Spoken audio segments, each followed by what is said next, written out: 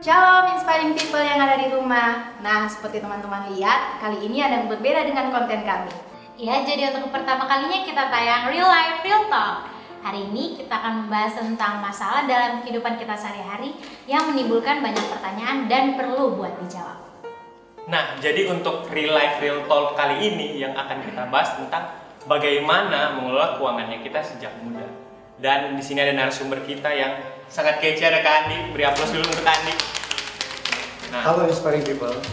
Jadi untuk pertanyaan pertama dari saya, Kak. Pertanyaan pertama, Kak, saya ini kan anak sekolah, sering sekali itu dikasih uang jajan. Entah itu per minggu atau per bulan, pasti ada jatah-jatah tertentu. Seringkali ketika sudah dikasih jatah, pasti dalam pikiranku itu dikasih habis. Entah mau beli somai, mau beli seblak, intinya dalam pikiran dihabiskan. Karena akan dapat lagi. Menurut Kak Andi, kita ini yang remaja, masih sekolah, penting nggak sih untuk mengatur uangnya kita? Dalam mengatur keuangan, itu hal yang sangat penting. Bukan ketika kita mengatur keuangan, ketika kita sudah berumur, tapi alangkah baiknya ketika masih muda, masih remaja. Karena apa yang kita lakukan sekarang, itu berpengaruh untuk 10-15 tahun ke depan.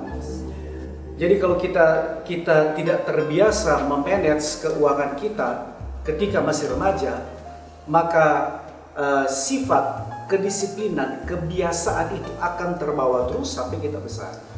Tapi kalau dari masih remaja kita sudah bisa memanage, sekalipun mungkin tidak dengan tabungan yang banyak, tapi dalam arti kita bisa menentukan mana yang prioritas, mana yang bukan prioritas, mana yang bisa ditunda nanti. Kalau kita sudah terbiasa untuk mengatur itu dari sekarang, maka kebiasaan itu akan terbawa sampai nanti kita besar. Jadi penting sekali untuk kita semua, termasuk inspiring people di rumah, penting sekali untuk kita mengatur keuangan, memanage keuangan sejak kita masih muda. Oke. Ya, saya setuju sekali. Nah, mungkin bisa sekalian tips dan triknya ya, karena kalau saya misalnya kan, kalau buat anak sekolah kan kita kan pasti dapat uang jajan dari mama papa, terus uang jajannya itu terbatas, jadi kita ya nggak bisa beli macam-macam. Terus memang sih sudah diajar buat menabung, tapi kan mungkin kita tangannya masih gatal, jadi kita masih suka ambil-ambil, jadi enggak kita jadi mungkin butuh ada tips dan trik. Ya, saya ini pernah lewati masa-masa yang seperti itu. Jadi saya tahu bahwa kadang kita tidak bisa menguasai diri untuk harus beli ini, beli itu. Ya. Kita jalan di mana, ini keinginan mata sulit untuk kita kuasai. Kadang hal-hal yang sebenarnya kita cuma pingin jalan-jalan di mall, tapi karena kita lihat ini, lihat itu, ada banyak godaan, ya. Ada banyak godaan. Akhirnya keluarlah uang budget yang semuanya kita tidak harus beli itu. Saya bisa pahami yang soal-soal yang seperti itu, tapi belum terlambat kalau kita mulai manage itu mulai dari sekarang. Belum terlambat kita bisa menentukan mana yang urgent, mana yang bisa ditunda, mana yang memang sudah harus kita keluarkan uang untuk beli ini. Saya tahu juga di masa-masa remaja kita kadang harus beli hal-hal yang lagi tren sekarang, pakaian atau apalah itu. Saya bisa pahami ya soal itu. Tapi marilah kita coba belajar untuk sedari masih remaja kita coba manage keuangan itu dengan baik supaya kebiasaan ini akan terbawa pada waktu yang akan datang. Itu. Oke. Berarti yang kayak tadi Kandi sudah bilang bahwa dari muda, dari remaja penting karena itu akan jadi bekalnya kita lah istilahnya. Betul. Untuk bertahun-tahun ke depan. Betul. Nah, saya punya pertanyaan juga Kak tentang perpuluhan. Saya sendiri belum dapat jawabannya. Saya ini pernah dengar Kak Andi bilang Kak Gio kasih perpuluhannya sejak sekolah. Nah, saya baca juga kalau perpuluhan itu dikasih dari pendapatannya kita. Saya ini kan masih sekolah. Jadi dari mana lagi kalau bukan kembali lagi uang jajan. Kadang-kadang kalau mau kasih 10% jadinya dilema. Mau kasih 10% atau mau jajan, mau beli ini itu. Menurut Kak Andi, anak-anak yang masih sekolah itu wajib nggak sih untuk kasih perpuluhan? Memang perpuluhan itu kalau kita baca dalam Maleakhi 3 ayat 10, itu perpuluhan hasil dari apa yang kita dapat. Saya melatih Gio dari usia 8-9 tahun. Saya melatih dia untuk memberikan perpuluhan dan puji Tuhan sampai hari ini dia lakukan. Saya melatih dia supaya nanti ke depannya dia menjadi orang yang tidak hitung-hitungan dengan Tuhan. Saya sudah melakukan apa yang bagian saya sebagai orang tua, mengembalikan milik Tuhan. Tapi saya pun mengajar Gio supaya dia pun melakukan hal yang sama. Nah, saya juga menghimbau setiap kita di tempat ini, termasuk juga Inspiring People, sekalipun orang tuamu sudah mengembalikan milik Tuhan, tapi belajarlah untuk coba saudara sendiri yang punya inisiatif untuk menggerakkan hati sendiri untuk, oh iya, saya mau menabur. Soal apakah cukup atau tidak cukup, saya tetap pegang firman Tuhan. Dia bilang, uji aku kalau aku tidak buka tingkap-tingkap langit. Satu kata yang Tuhan bilang uji aku cuma dalam soal perpuluhan. Kenapa Tuhan bilang uji aku? Karena banyak orang nggak percaya. Makanya Tuhan bilang, kalau nggak percaya, coba uji aku. Kalau aku tidak buka tingkap-tingkap langit dan mencurahkan berkat ke atas.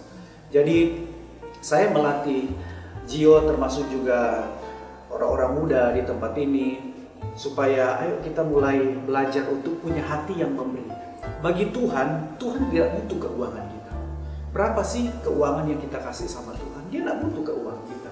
Tetapi yang dia lihat adalah hati kita, ketaatan kita, hati yang mau memberi, menabur. Itu yang harus dipupuk. Itu yang harus dilatih sejak masih muda. Supaya ketika besar, saya percaya masa depan, Alkitab bilang masa depanmu sungguh ada. Dan harapanmu tidak akan pernah hilang. Dilatih itu mulai dari sekarang. Ada lagi yang saya lupa? Tadi? Untuk Gio dan apa lagi? Sudah sih, sudah. Terjawab semua pertanyaan. Sudah apa? Ya ini terus saya juga punya pertanyaan. Saudara, dari dulu saya juga penasaran ya sama hal ini. Nah, apakah persepuluhan itu cuman harusnya cuman dikasih ke gereja? Karena saya dulu pernah dengar kalau persepuluhan itu bisa diberikan ke fakir miskin atau buat hal-hal lain yang penting. Tujuannya itu buat menabur, jadi buat orang lain, bukan buat diri kita sendiri. Di Maleakhi 3 ayat 10 itu dikatakan persepuluhan dan termasuk juga ada persembahan khusus. Jadi kalau persepuluhan, kalau kita lihat dalam bahasa asli itu dipakai kata sinagog. Memang ada banyak pertentangan soal perpuluhan bisa dikasih ke fakir miskin, bisa dibantu ini. Tetapi saya cuma mau kembali ke firman Tuhan. Bahwa di situ bilang rumah Tuhan. Bahwa itu di rumah Tuhan. Rumah Tuhan itu sinagog. Sinagog itu orang Ibrani, orang Israel bilang itu sinagog. Kalau kita itu bilang gereja. Supaya ada persediaan makanan di rumah Tuhan.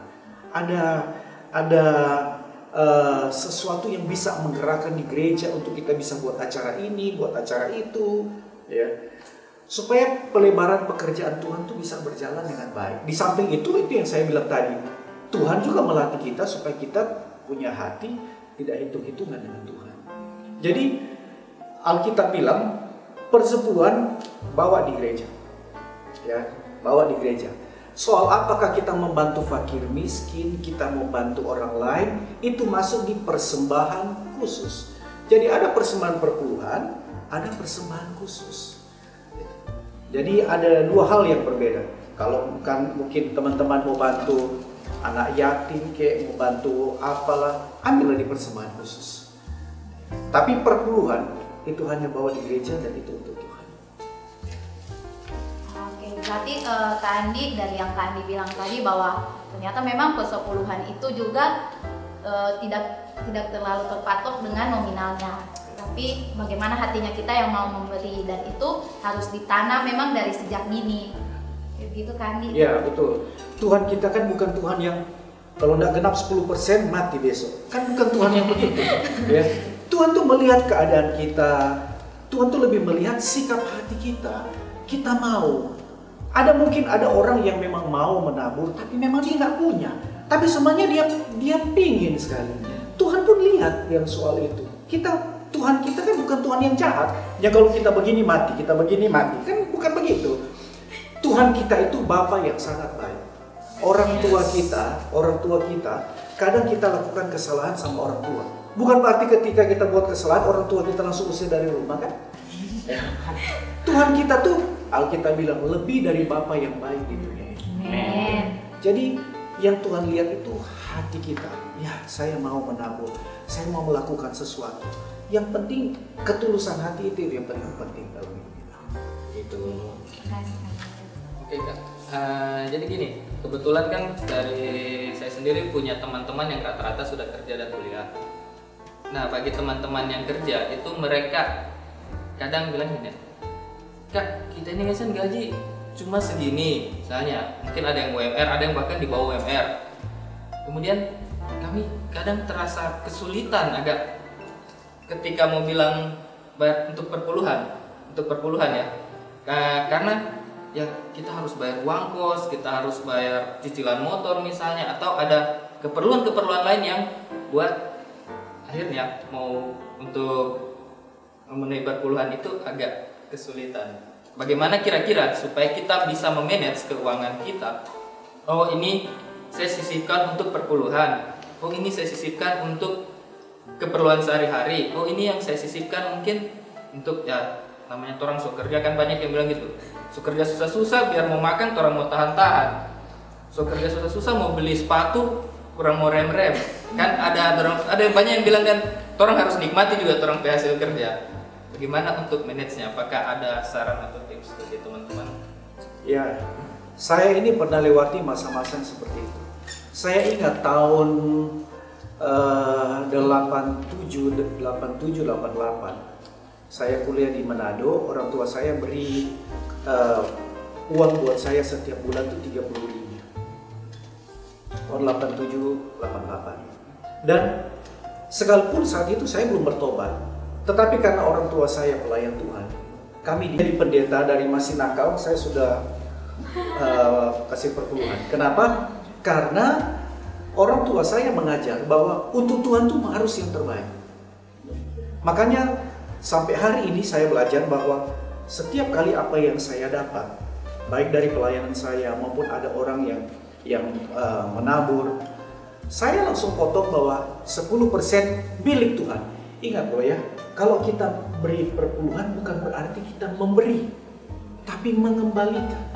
Jadi ketika mungkin success people, inspiring people, ya, mengembalikan milik Tuhan bukan kategori memberi, tetapi mengembalikan apa yang Tuhan punya. Ya, jangan pikir begini, saya kan sudah beri perpuluhan, berarti yang lain saya tidak usah beri.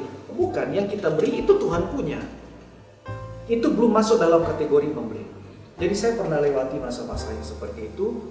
Tetapi sekali lagi, ya Tuhan bilang uji aku. Uji aku. Kalau tidak percaya, pingin beli sepatu, tapi aduh sudah potong ini. Bagaimana cara untuk dapatkan beli sepatu? Tuhan bilang uji aku. Ya, uji aku. Dan banyak kesaksian yang saya dengar, justru mereka belum masih di dalam pikiran pingin beli ini, masih dalam pikiran. Tapi ketika mereka sudah melakukannya, tiba-tiba ada orang yang menabur, ada orang yang memberi. Ya. Pengalaman saya pribadi, ada saat dimana saya ini tidak punya uang. Ya mungkin kan saudara melihat saya di atas mimbar, oh berarti semua everything is okay, ya. Tapi kan saudara tidak tahu bahwa ada masa-masa di mana saya nggak punya uang. Ya. Tapi saya harus percaya bahwa apa yang saya ajar ke jemaat, bahwa itu juga pasti akan terjadi dalam hidup saya. Dan ada saatnya saya pingin makan sate umpamanya, pingin makan sate tapi duit nggak cukup. Baru dalam pikiran tiba-tiba sudah ada orang yang ketuk pintu. Ya, selamat sore, gitu, atau selamat siang, ini ada sate. Dan itu beberapa kali. Dan saya tahu bahwa kita punya Tuhan yang mengerti kok dengan kita. Ya. Saya punya anak Gio. Sekarang dia sudah usia tahun ini 24. Ada saatnya dia tuh enggak pingin minta. Dia enggak meminta. Tapi saya tahu dia suka itu. Ya. bisa pahami. Dia suka, katakanlah umpamanya sepatu umpamanya.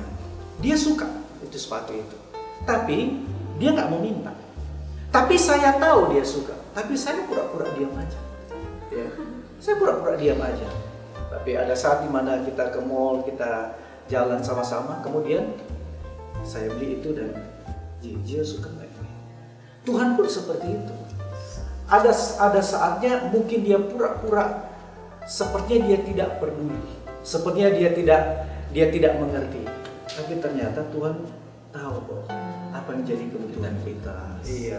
Yang penting begini, ketika kita bertindak lebih dahulu, baru kemudian sesuatu akan Tuhan buka. Bagaimana Tuhan mau berkati kita kalau kita tidak melakukannya? Lakukan dulu baru mujizat itu terjadi. Jadi teman-teman, soal persepuluhan itu bukan suatu seperti iuran yang harus kita bayar, tapi kita mengembalikan apa yang milik Tuhan, yang Tuhan titipkan ke kita. Seperti yang tadi Kak Andi bilang, jangan takut kalau pun mungkin ada kebutuhan-kebutuhan yang di perjalanannya kita pasti butuh, namanya duit ya.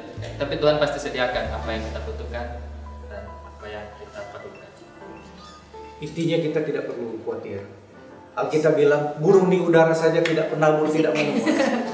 Tidak pernah kan kita lagi jalan, kemudian tiba-tiba ada burung jatuh dari langit, ya mati, ya kelaparan, ya kan tidak ada. Tuhan bilang burung saja Tuhan pelihara. Masa kita manusia yang ditebus sama Tuhan, Tuhan mau biarin kita? Nggak mungkin. Gitu. Ya. Tuhan pasti pelihara lah, Tuhan pasti tolong. Di masa-masa pandemi seperti ini, saya pikir semua kita pasti mengalami dampaknya. Gereja, perusahaan besar, perusahaan menengah yang kecil, semua pasti alami dampak. Termasuk gereja Tuhan alami dampak. Tapi satu yang, ini yang saya mau sharing. Satu yang saya dapatkan dari orang tua rohani saya, Pendeta Alis dan Suputra. Dia selalu bilang begini sama saya. Sumber tidak akan pernah kehabisan air. Mau dihabiskan pun tidak akan pernah habis. Mata air kita mau pakai berapa banyak tidak akan tertutup, tetap akan selalu mengeluarkan air. Jadi kalau kita percaya Tuhan sebagai sumber dari keuangan kita, maka percaya bahwa Tuhan pasti akan supply. Ya, Tuhan masih punya banyak stok. Ya. Dia masih punya banyak stok. Dan saya belajar juga ini, ekonomi kerajaan Allah tidak akan pernah susah. Ya, ekonomi kerajaan Allah berbeda dengan ekonomi dunia. Ekonomi dunia tuh dapatkan uang sebanyak-banyaknya, keluar sedikit-dikitnya. Itu ekonomi dunia. Tapi ekonomi kerajaan Allah, beri maka kamu akan diberi. Satu takaran yang dipadatkan, yang digoncang, sudah padat goncang lagi. Dan yang tumpah keluar, aku akan beri. Jadi ekonomi kerajaan sorga dengan ekonomi dunia itu berbeda.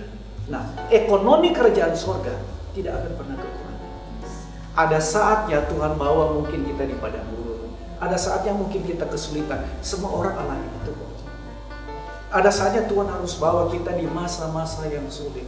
Kalau semua serba oke, kalau apa yang kita doakan kemudian Tuhan jawab, apa yang kita doakan Tuhan jawab, kita jadi orang yang gampang tinggalkan Tuhan. Jadi orang yang manja. Contohnya Salomo.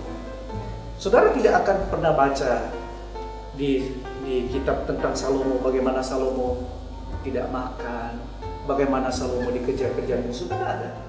Kenapa? Karena dia mewarisi semua yang baik dari ayahnya. Dia tidak pernah rasa susah.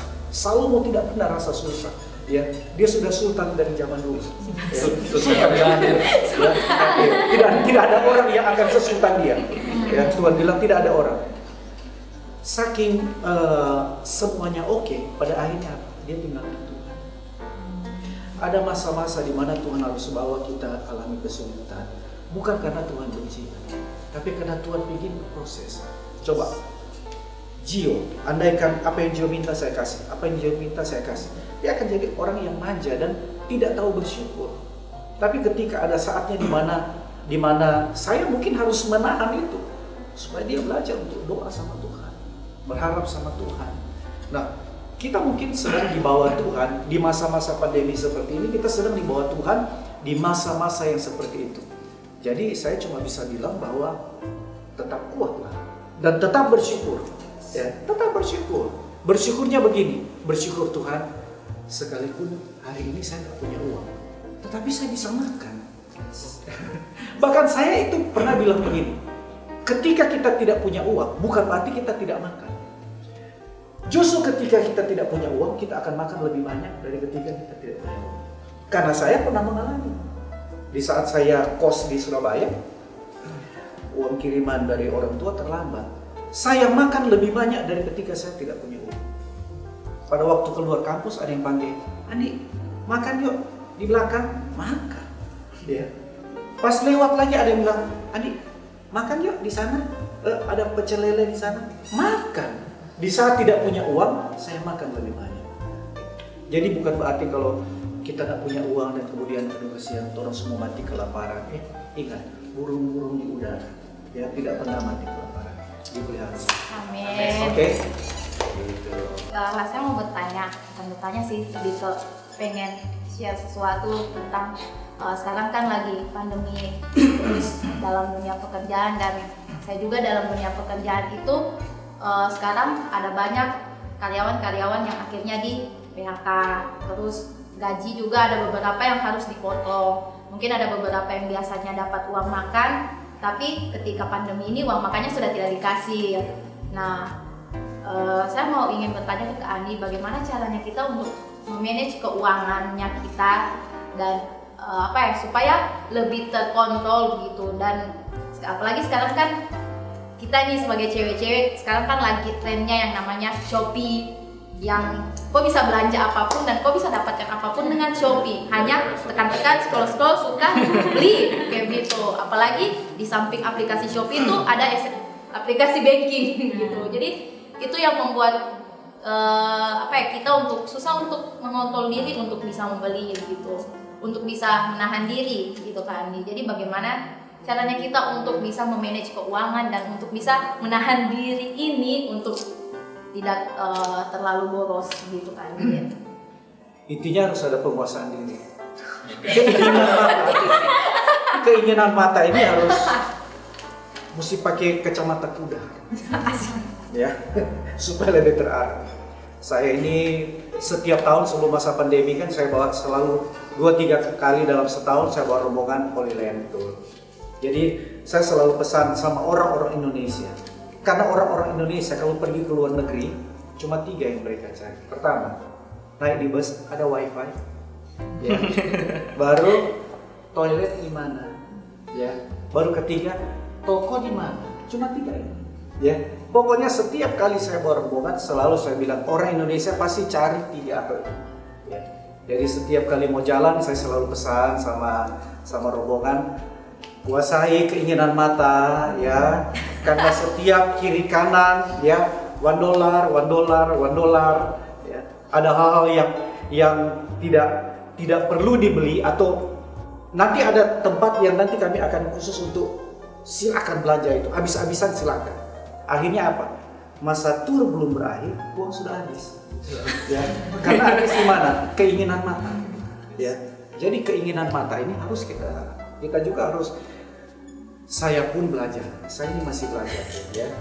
Jadi bukan berarti kalau saya bicara ini dia berarti saya sudah sempurna, tidak. Saya pun punya hobi, Jadi ada saatnya saya harus di masa pandemi begini saya harus rem, ya.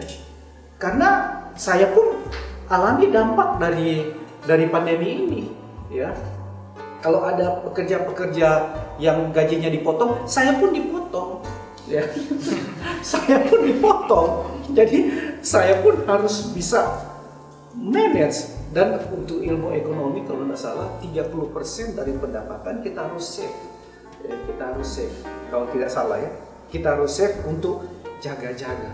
Ada hal yang tiba-tiba urgent, kendaraan rusak atau kita sakit, nah itu ambil dari 30% yang kita sisihkan.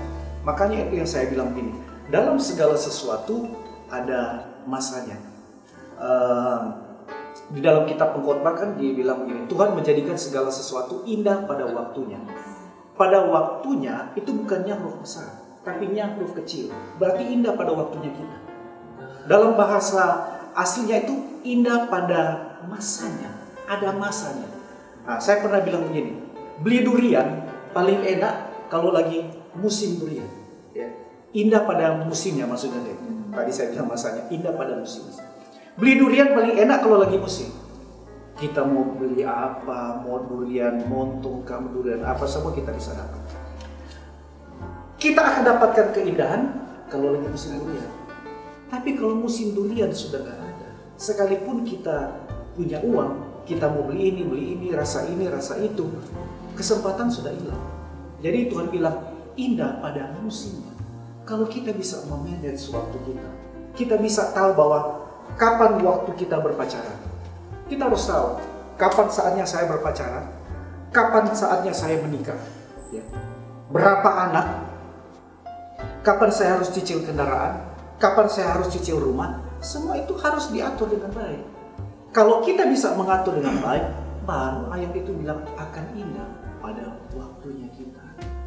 Kalau kita tidak bisa mengatur, memanage waktu dengan baik, kita kacaukan semuanya, maka kita akan kesulitan. Kita tidak akan dapatkan yang namanya keindahan. Jadi kita harus penting penguasaan diri dan penguasaan mata. Jaga mata, jaga hati kan ya. Karena yang begini kadang pas orang lagi ada doi kok ada satu doi kenapa mau tahan-tahan karena kurangnya penguasaan diri akhirnya memang kadang jaga jebol. Tuhan mengerti. Ya, karena dia pernah jadi manusia sama seperti kita. Kadang jaga jebol. Gitu. Tapi kan kita kan harus belajar. Ada Tuhan, kemarin jebol banyak, ini dia kita susah. Bulan depannya anak mau jebol lah. Kira-kira gitu. Oke, jadi Kak Andi, misalkan kita sudah menjaga uangnya kita, menjaga mata dan hatinya kita untuk tidak melenceng kiri kanan, beli sana situ yang tidak berguna. Tapi tiba-tiba ada kebutuhan yang mendesak, dan di saat itu kita punya uang, tapi kita ini pasti misalkan kita awal bulan nih, kita sudah kasih waktunya kita untuk ini keperluan sebulan ini. Nah, tiba-tiba ada sesuatu yang mendesak dan di luar uang simpanannya kita. Itu apakah salah ketika kita misalkan berhutang? Ini sesuatu yang mendesak ya Andi. Apakah misalkan kita berhutang, apakah itu sesuatu yang salah? Atau kita kurang pintar memanage keuangannya kita atau bagaimana? Nah, saya jawab yang pertama. Yang pertama itulah pentingnya 30% dari apa yang kita dapatkan kita harus save money untuk jaga-jaga yang seperti tadi. Nah, ada perbedaan antara meminjam dan berhutang. Tuhan memperbolehkan kita minjam. Ada ayat kalau ada orang yang datang kepadamu meminjam, kalau kau tutup pintu, ya jangan tutup pintu untuk orang-orang yang seperti itu. Ada perbedaan antara meminjam dan berhutang. Yang Tuhan marah kita berhutang. Mungkin saudara akan bilang gini, apa bedanya mau pinjam dengan apa bedanya pinjam dengan utang? Nah begini, pinjaman yang tidak terbayar itu hutang. Dan hutang yang menghambat berkat Tuhan itu turun. Saudara boleh meminjam, tapi kembalikan. Contohnya, kita kredit kendaraan, kita kredit rumah, kita pinjam. Setahu saya, istilah bank itu bukan hutang bank, tapi pinjaman bank. Setahu saya dulu pinjaman bank, bukan hutang bank. Akan jadi hutang ketika kita tidak mengembalikan. Jadi kalau saya mau kredit kendaraan, boleh. Dan kita bayar. Maka leasingnya diuntungkan karena ada bunga. Kita membayar lebih. Oh, kita mau kredit rumah, nah apa-apa.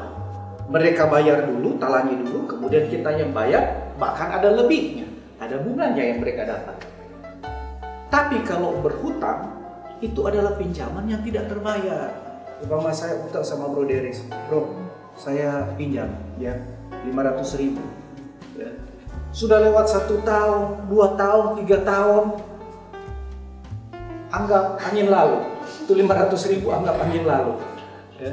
Oh pokoknya nanti kita ganti kok. Tapi itu nanti kita ganti 3 tahun lalu ada bilang-bilang. Ya. Itu hutang. Dan hutang itu yang menghambat berkat Tuhan. Makanya saya mau himbau termasuk kepada inspiring people, kalaupun ada di antara saudara yang lagi pinjam uang sama teman, ya, mudah-mudahan dengan acara ini ada yang lihat, aduh puji Tuhan. Pendeta bilang begitu. Itu yang penting. Ya, ada pendeta yang ingatkan. Tersampaikan. Iya, ada. Selama ini saya mau bilang tapi saya sungkan. Nah sekarang bukan kebetulan. Jadi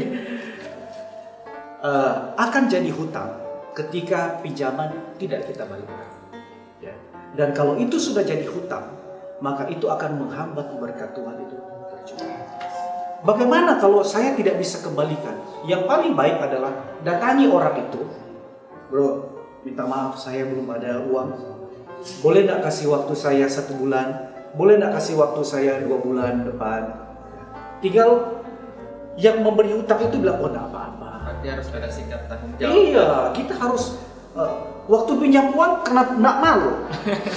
Kayak kamu pengen bilang malu, kan begitu, ya, bro. Mudah-mudahan yang memberi pinjaman itu bilang begini, sudah kita suruh lupakan itu. Kita lupakan. Memang sudah terlalu lama, jadi lupakan. Jadi kita harus pun gentle untuk datangi, minta maaf saya belum bisa kembali.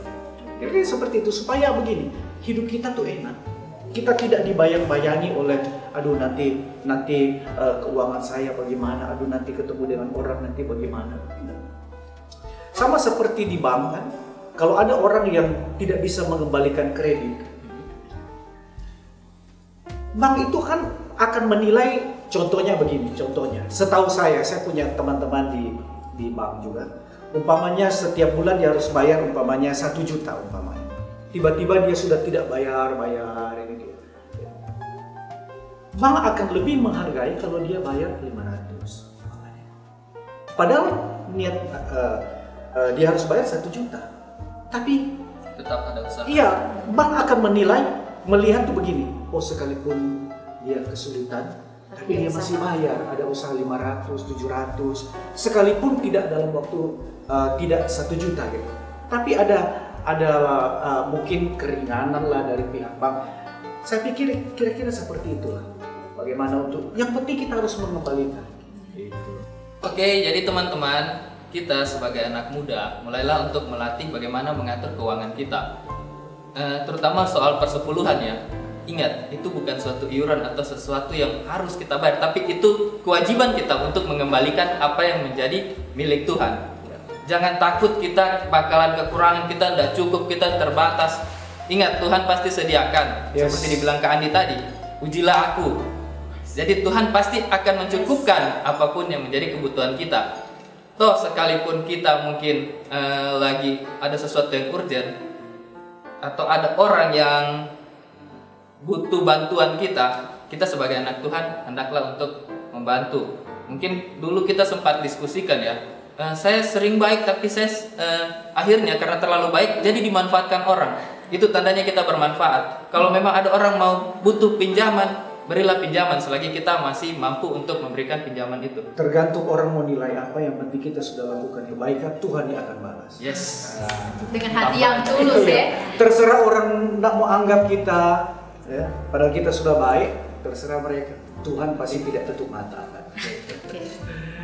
Ingat, jadi untuk teman-teman juga yang sorry ya mungkin memiliki pinjaman atau ada hal-hal yang memang belum dia selesaikan di luar, mungkin ambillah suatu sikap dengan gentle, bagaimana caranya untuk dikomunikasikan sama orang yang memberi pinjaman, atau tetap kita harus punya etikat baik. Ya. Seperti itu ya teman-teman. Yes.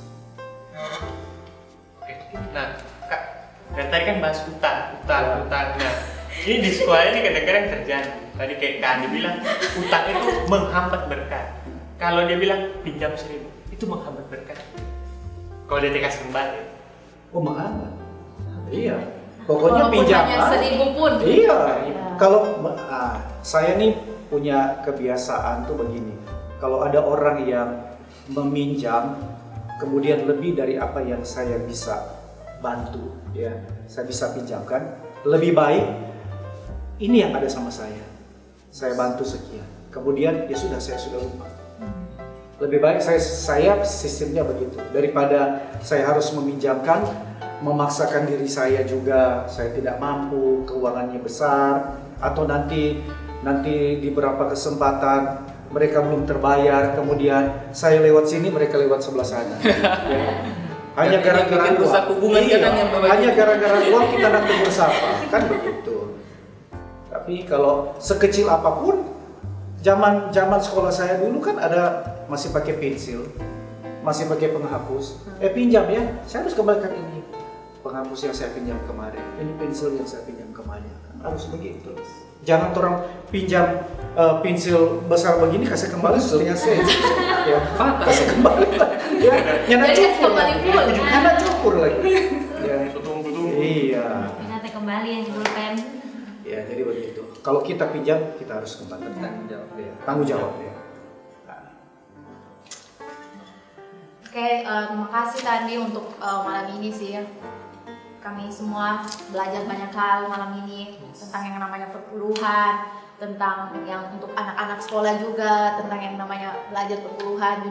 Jujur kalau saya pun lalu waktu masih SMA sulit untuk memberi perpuluhan karena tidak tahu hitung-hitungannya seperti apa. Nah sekarang kita sudah tahu bersama bahwa perpuluhan itu tergantung dari niatnya kita juga, bukan masalah nominalnya teman-teman. Jadi ya kalau kita memberikan dengan hati yang tulus, kita memang ingin memberi untuk Tuhan, nah itu adalah perpuluhan yang sejati. Asik, perpuluhan sejati.